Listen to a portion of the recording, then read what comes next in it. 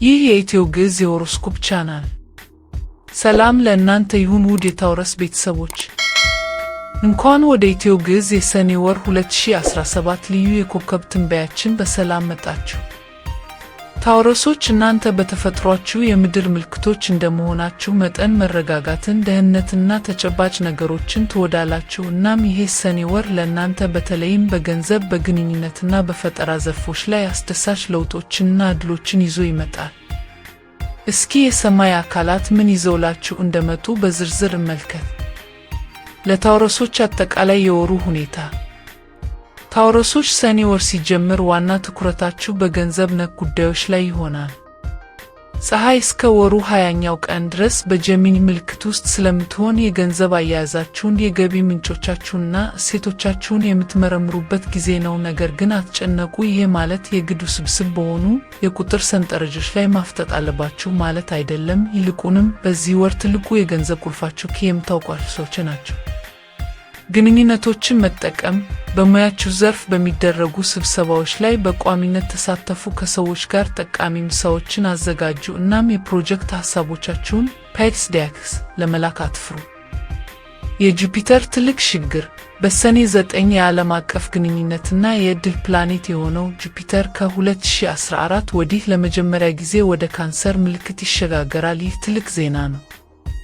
ጁፒተር ለሙሉ 1 ዓመት ያህል በእናንተ የግንኙነት፣ የትብብርና የአጭር ጊዜ ጉዞዎች 3ኛ ቤት ውስጥ ይቆያል። የሽርክና ሥራዎች።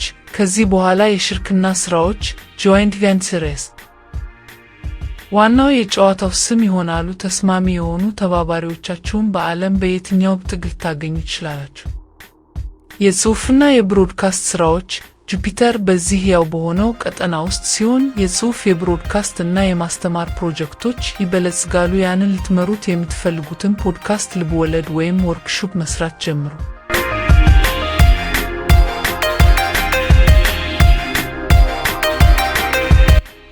የፍቅር ሕይወት መነቃቃት። የበጋው የፍቅር ስሜት ቀደም ብሎ ይሞቃል። ስሜት ቀስቃሿ ቬነስ ከሰኔ 6 እስከ ሐምሌ 4 ድረስ በራሷ ምልክት በታውረስ ውስጥ ዓመታዊ ጉዞዋን ታደርጋለች። በፍቅር ረገድ የታደሰና የተነቃቃ ስሜት ይሰማችኋል። ስለዚህ እነዚያን የፍቅር ግቦቻችሁን ለማሳካት በንቃት ተንቀሳቀሱ። የወሩ አጋማሽ ፈተናዎች። በወሩ አጋማሽ አካባቢ ጁፒተር ከሳተርን ሰኔ 15 እና ከኔፕቱን ሰኔ 18 ጋር ሲጋጭ አንዳንድ ፈተናዎች ሊኖሩ ይችላሉ።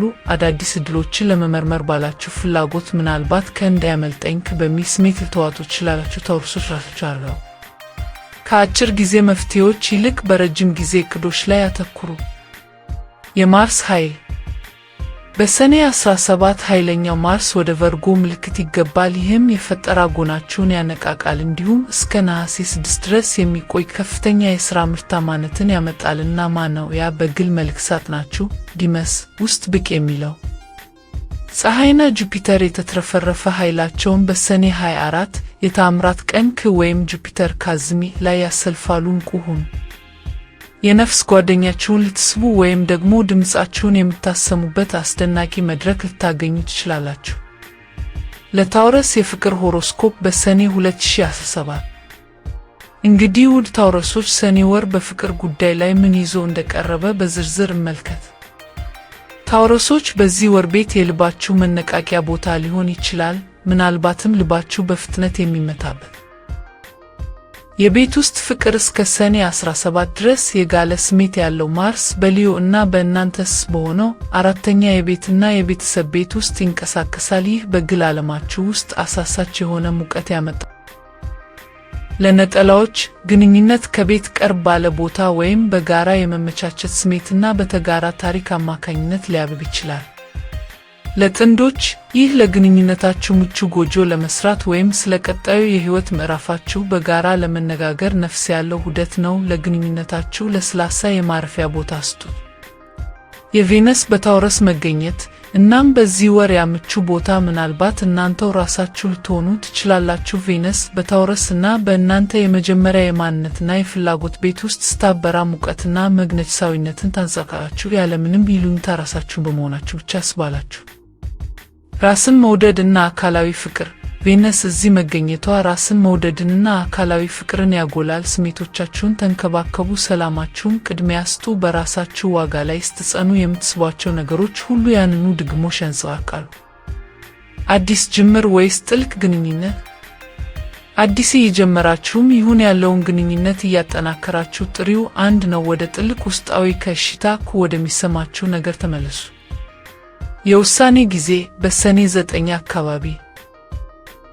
ያ ግልጽነት በተለይ በሰኔ 9 አካባቢ አስፈላጊ ይሆናል። ቬነስ ከጠንካራው ፕሉቶ ጋር በአኳሪየስ እና በእናንተ የረጅም ጊዜ ግቦች 10ኛ ቤት ውስጥ ከአደባባይ ስትፈጥር ስለ ቁርጠኝነት፣ ጊዜ አጠባበቅ ወይም ምኞት ጥያቄዎች ሊነሱ ይችላሉ።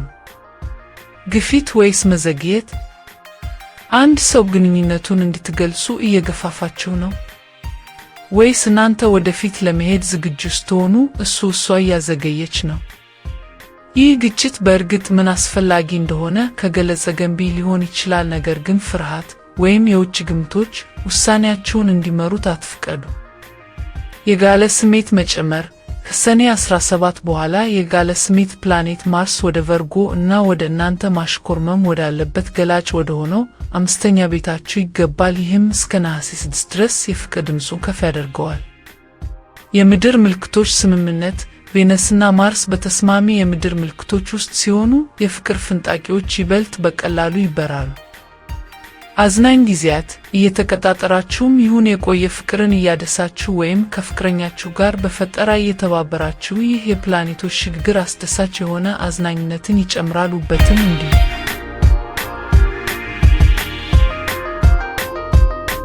የታውረስ የገንዘብ ሆሮስኮፕ ለሰኔ 2017። አሁን ደግሞ ለታውረሶች እጅግ አስፈላጊ ወደ ሆነው የገንዘብ ጉዳይ መልስ። ታውረሶች አይናችሁ ሽልማቱ ላይ ነው። የፀሐይ ተጽዕኖ እስከ ሰኔ 20 ፀሐይ እስከ ሰኔ 20 ድረስ በጀሚኒ እና በእናንተ ሁለተኛ የገንዘብና የእሴቶች ቤት ውስጥ ስታልፍ ትኩረታችሁ በገንዘብ ላይ ይሆናል። ገቢያችሁን ለማረጋጋትና በጥበብና በተጨባጭ መንገዶች ለማሳደግ ጊዜው አሁን ነው። ሐሳብን መሞከር ገበያችሁን ፈትሹ። የሐሳብ ማቅረቢያችሁን ፔሽ አሳምሩ፣ ቁጥሮችን አስሉ፣ ነገር ግን የሰውን ልጅ ገጽታ አትርሱ። ትብብሮች አሁን በሚያስደንቅ ሁኔታ ትርፋማ ሊሆኑ ይችላሉ። የጁፒተር የገንዘብ ዕድል ከሰኔ 9 ጀምሮ፣ በተለይ ጁፒተር በሰኔ 9 ወደ ካንሰር ሲገባና የግንኙነትና የኔትወርክ 3ኛ ቤታችሁን ሲያንቀሳቅስ ይህ ለገንዘብ እድገት ትልቅ በር ይከፍታል። የአንድ ዓመት የጁፒተር ዑደት ይህ የአንድ ዓመት የጁፒተር ዑደት ለማርኬቲንግ፣ ለጽሑፍ፣ ለንግግር እና ለአጭር ጊዜ ትብብሮች ፍጹም የተዘጋጀ ነው። በዲጂታል ይዘት ላይ ተሳተፉ፣ በአዳዲስ ፕሮጀክቶች ላይ ተባበሩ፣ ወይም ያንን ፖድካስት ጀምሩት። ብልህ ሥራ አሁን ጠንክሮ ከመስራት ይልቅ በጥበብ መስራት ነው የሚፈለገው። እናም ኃይል ሰጪው ማርስ ከሰኔ 17 ጀምሮ የፈጠራ 5ኛ ቤታችሁን ሲያቀጣጥል ምርታማነታችሁ በአዝናኝ መንገድ ይጨምራል። የተአምራት ቀን ሰኔ 24 የተአምራት ቀን ከፀሐይ ከጁፒተር ጋር የምትገናኝበትን ቀን አስምሩበት። አንድ ተራ የሚመስል ውይይት ወደ ትርፋማ የሽርክና ሥራ ወይም ደግሞ የጨዋታውን ሕግ የሚቀይር ፈራ ሊመራ ይችላል። ዋናው ነገር ሁሉም መልሶች ማወቅ ሳይሆን ትክክለኛዎቹን ሰዎች መጠየቅ ነው። በመጨረሻ ውድ የታውረስ ቤተሰቦች፣ እንደምታዩት ሰኔ ወር ለእናንተ በገንዘብ በፍቅርና በግንኙነቶች ላይ አዳዲስ ዕድሎችንና መነቃቃቶችን ይዞ ይመጣል። የሰማይ አካላት የሚሰጧችሁን ይህንን መልካም ኃይል ተጠቅማችሁ ሕይወታችሁን ወደ ተሻለ ደረጃ ለማድረስ ጥረት አድርጉ። የተረጋጋ ተፈጥሯችሁን ከፈጠራ ችሎታችሁ ጋር አጣምራችሁ ተጠቀሙት። ይህ ትንበያ እንደሚረዳችሁና እንደሚያበረታታችሁ ተስፋ አደርጋለሁ።